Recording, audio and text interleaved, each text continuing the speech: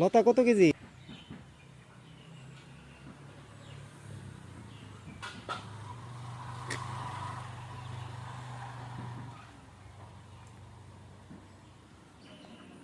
আসসালামু আলাইকুম। আমি এখন আছি পাইল্যাপ মানে ভালুকার।